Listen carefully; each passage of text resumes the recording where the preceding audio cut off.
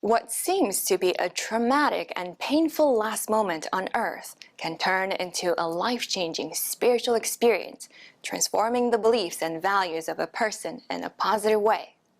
These are broadly known as spiritually transformative experiences, or STEs. Dr. Yvonne Cason, who coined the term, says that research shows STEs are happening to millions of people around the world. Near-death experiences, Kundalini awakenings, visions of heavenly realms, and godly beings all fall under this category. Ancient texts give us many examples. But as positive as these experiences can be, some people fear that if they share their story, they'll be labeled crazy. Are STEs real? What triggers them? And what kind of an impact can they have on people and our world? I'm Sue Biamba, and this is Mysteries of Life.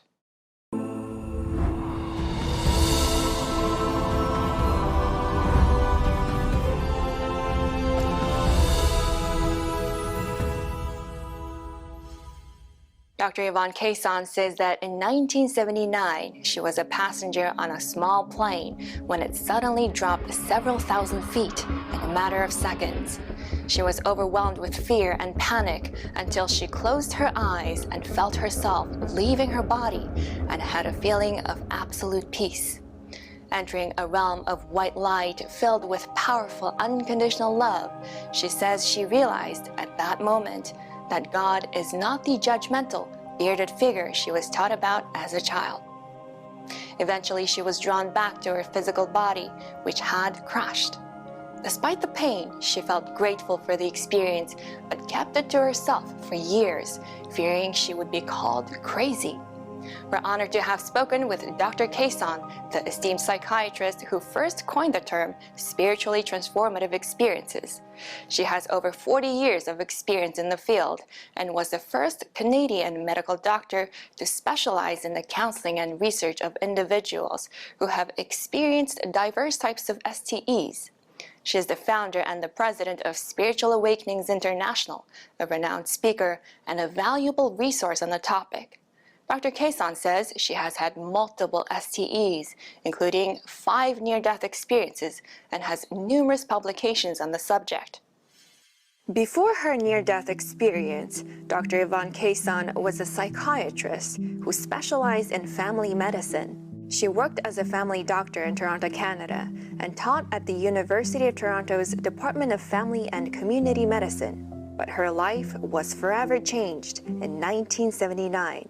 When I had my first adult near-death experience, I was actually finishing my residency, my specialty training at the University of Toronto. I was a young doctor on a medevac flight, and I was in a plane crash. The plane crashed, and I almost died, and I had this incredible experience that I now know is a near-death experience. I experienced that my body, I left my body and I went into this incredible white light realm that was filled with love. Absolute incredible love. The most powerful love I'd ever felt in my life.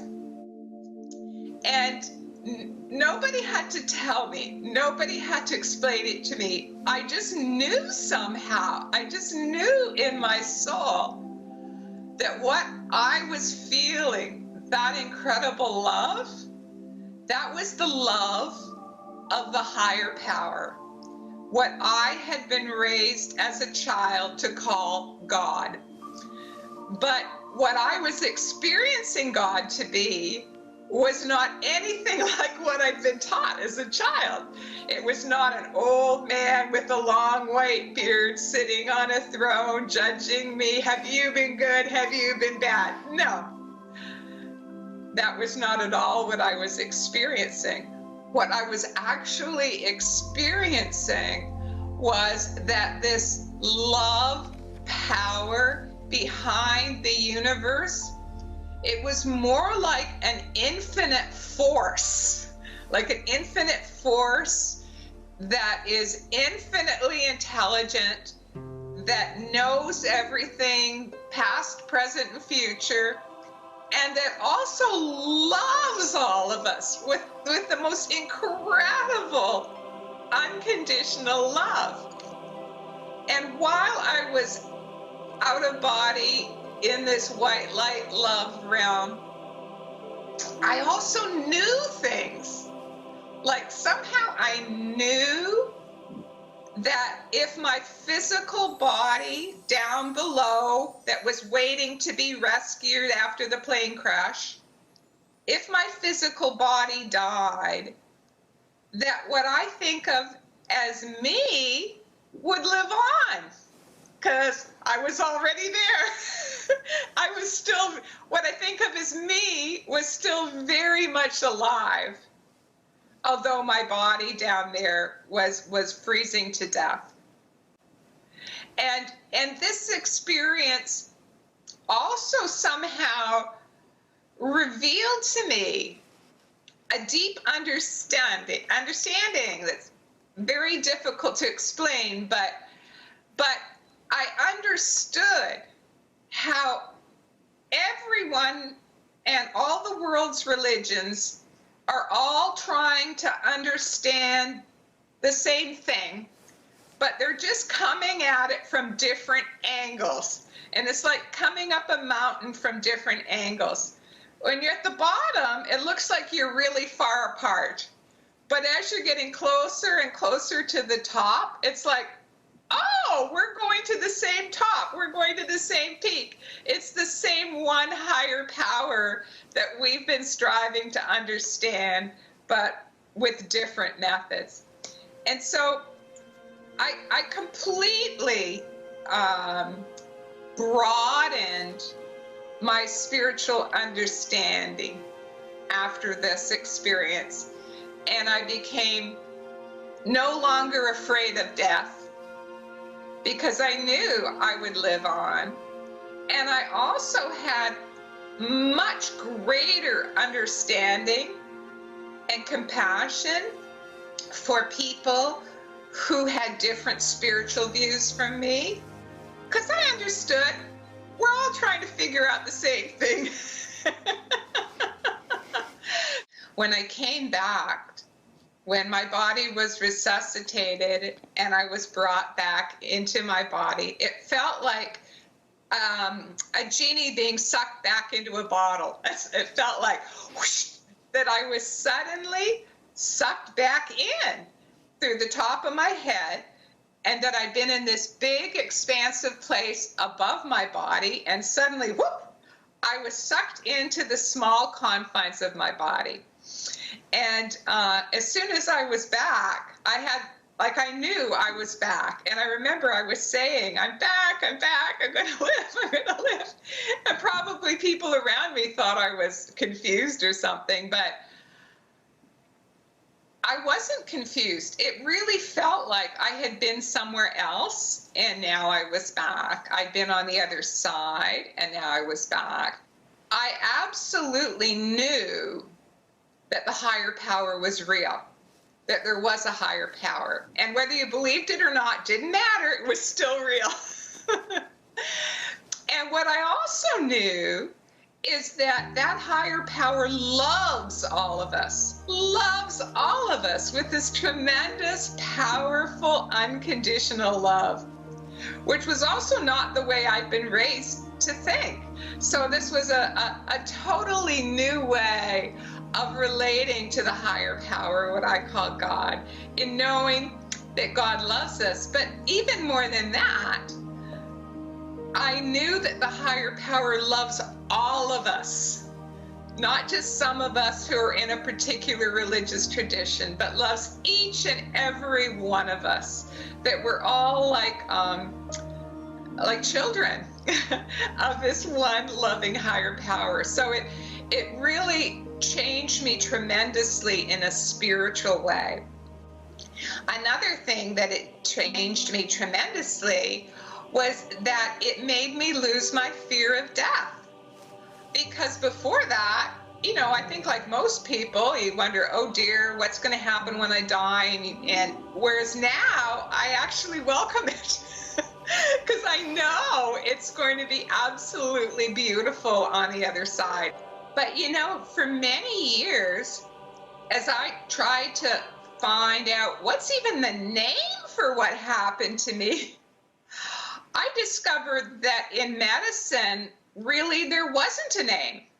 You know, that in medicine, these sorts of experiences were being called a hallucination or your imagination or a sign of mental illness.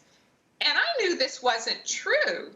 So I had to secretly research near-death experiences and other spiritual experiences while I was practicing medicine as a regular Western-trained medical doctor at the University of Toronto. The medical field has largely dismissed NDEs as hallucinations, illusions, or other physiological or psychological phenomena associated with brain function. It was common for people who experienced near-death experiences to fear being labeled crazy. Dr. Bruce Grayson, a psychiatrist and researcher in the field of NDEs, has written about the fear of stigma and how it can prevent people from sharing their experiences. In an interview with Scientific American, Grayson said, "People fear being stigmatized, fear being ridiculed, fear being rejected, fear losing their jobs or their families."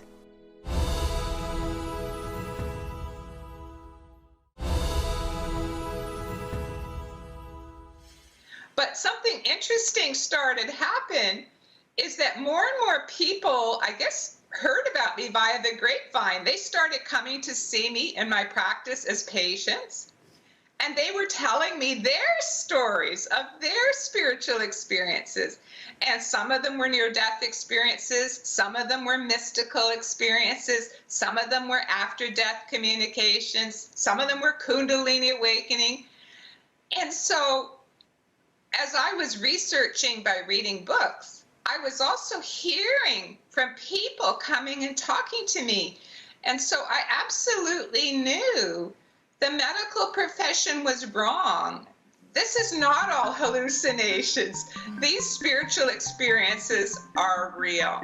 I felt there was a need for an umbrella term that people could understand, that all of these diverse types of spiritual experiences would fit under, because I felt they were all connected in some way. So when I was writing my first book on STEs back in 1990s, I came up with this term, spiritually transformative experiences. And so one subcategory is the near-death experience. Another subcategory are mystical experiences, and there are many types of mystical experiences. And then another category is in yoga, it's called Kundalini, or spiritual energy awakening, or it could be called ki activation in different traditions. There's different words for a spiritual energy activation. And then there's a whole other category that's very big, is the psychic and intuitive experiences, which would include things like after-death communications and mediumship and clairvoyant visions and clairsentience, which is like a really strong intuition, clairaudience, where people hear guidance from maybe their guardian angels or their higher self. So there are all these different types. And another type is the inspired creativity, that some people go into almost like a mystical state of consciousness during their creative episodes. Thus, the term spiritually transformative experience was coined. Dr. Kaysan has done extensive research into how spiritual experiences, such as NDEs, have long-lasting transformative effects, both behavioral and physiological. In a study published in Explore, the Journal of Science and Healing, Dr. Kaysan and her co-authors, Drs. Park and Woolacott, wrote that transformational changes in participants included increased sensory sensitivity, creativity, and changes in beliefs, including a desire to serve others, a sense of unity with all, and the immortality of the spirit. So how common are these transformational changes following an NDE? Dr. Bruce Grayson has studied this field extensively. One of his studies, titled Daily Spiritual Experiences Before and After Near-Death Experiences, states that NDEs are associated with radical and permanent changes in attitudes, beliefs, and lifestyle. It states the after effects typically reported are increases in concern for others, an appreciation of life, as well as decreases in the fear of death, materialism, and competitiveness. The study notes other characteristic changes after NDEs are increased focus on the present, deeper religious faith or heightened spirituality, search for knowledge, and greater appreciation for nature. Dr. Grayson has also said that his research suggests NDEs typically cause people to become more spiritual, but not more religious. In an interview with Big Think, Dr. Grayson said near-death experiencers tend to look on organized religions as being simplifications of what the spiritual world really is. A study published in the Journal of Near-Death Studies titled The Near-Death Experience, a Study of Spiritual Transformation, had similar findings. The study, conducted in the early 90s, surveyed 51 near-death experiencers to discover if and how their lives were changed as a result of their NDEs. The survey, consisting of 31 questions, had fascinating results. The study found that those who considered themselves to be quiet or very spiritual and or religious doubled following the NDE, increasing from 43 to 87%. And those with an absolute belief in God increased dramatically from 24 to 82%. However, this study found that while respondents became more spiritual or religious, they also became less likely to subscribe solely to religious doctrine or organized religion. The study states the majority of experiencers, regardless of religious affiliation, became more spiritually oriented and less church-oriented after the NDE. Interestingly, those who described themselves as spiritually oriented but not church-involved prior to the NDE remained steadfast in these prior convictions, and in fact, this group grew significantly, from 29 to 57%. Another key finding was a notable increase in belief that there is not just one path to God, jumping from 28 to 65% following the near-death experience. As we explored, research suggests people become more spiritual after near-death experiences. But what is the significance of this? What does it mean? And what, if any, impact does it have on society? I'm sure many of you at home have experienced firsthand how your spirituality or faith has assisted you in many areas of your life. There's also a great body of research showing the benefits of becoming a more spiritual person. This includes stress reduction, immune system boosts, increased longevity, improved mental health, lowered blood pressure, and increased job and life satisfaction. Quality of life and interpersonal relationships also improve dramatically. After surviving the plane crash, Dr. Kaysan thought her brush with death and the spiritual world was over. However, life had other plans for her. Dr. Kaysan went on to have multiple other spiritually transformative experiences. During her last near-death experience in 2003, Dr. Kaysan suffered a severe head injury. She was disabled for 12 years until a miracle happened. On February 24th, 2016, I was meditating, and all of a sudden, inwardly, I perceived this volcano of liquid light erupting in the center of my brain. Like inwardly, I could see it. And it literally was like the center of my brain had been in darkness for over 12 years, and now the lights came on. Some part of my brain woke up after being asleep for more than 12 years, and my brain was healed. And what happened with this healing, it was like floodgates open, and all these ideas of my experiences and this strong inspired urge to write. And I got the very strong inner guidance pass on what you have learned. After the miracle healing, Dr. Kaysan began her writing. Her latest book, Lessons from the Light, chronicles her spiritual awakening, including all 5 of her near-death experiences and recovery. In 2020, she started Spiritual Awakenings International. Dr. Kaysan says she believes this is part of her mission, which she enlightened to during her spiritual encounters. I had this calling from Spirit to start it, basically, to raise awareness worldwide about the diverse types of spiritual experiences, such as near-death experiences that people are having today, and that they're real, that they're not a sign of mental illness, they're not a hallucination, as some people tend to think. Since we launched in 2020, Spiritual Awakenings International has exploded. We now have subscribers in 77 countries around the world, which I think is just phenomenal.